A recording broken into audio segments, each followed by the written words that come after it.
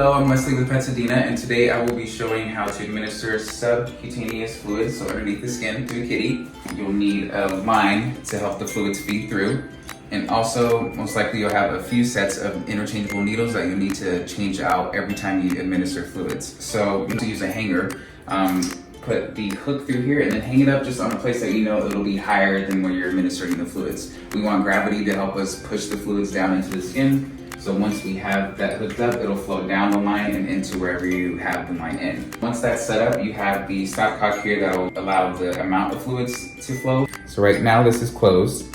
Moving it over to this side will open the full line and it will create a steady drip down the line into the place where you're administering fluids.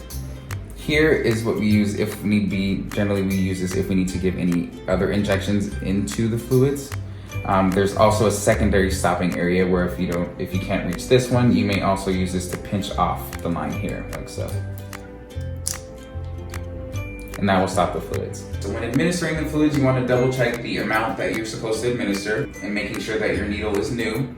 And then also, if it is a long-term administration process, you want to make sure that you're rotating sections of where you're administering the fluids. So if you start on the right shoulder today and she's getting fluids every 3 days, let's say on the third day we'll move to the left shoulder.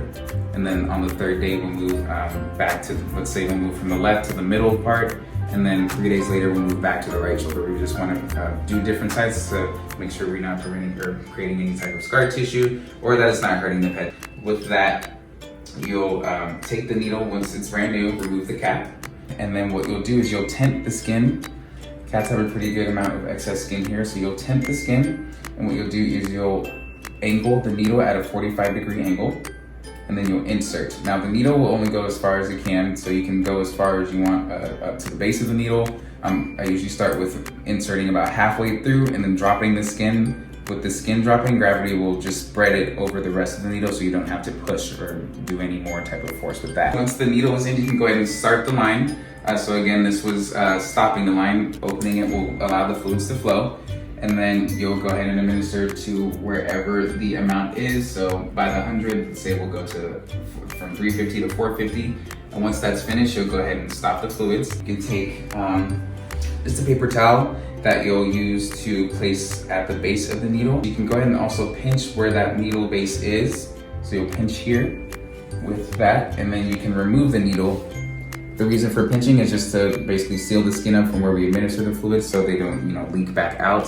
From that, probably hold for a couple of minutes. And then from there, they will have some sort of like a camel hump on them that'll spread throughout the next 24 hours and rehydrate them. And from there, you would again rotate certain sections. So if I did it in mid-back today, I'll probably move to the right or left shoulder 3 days from now. It is also recommended that eventually you change out the line.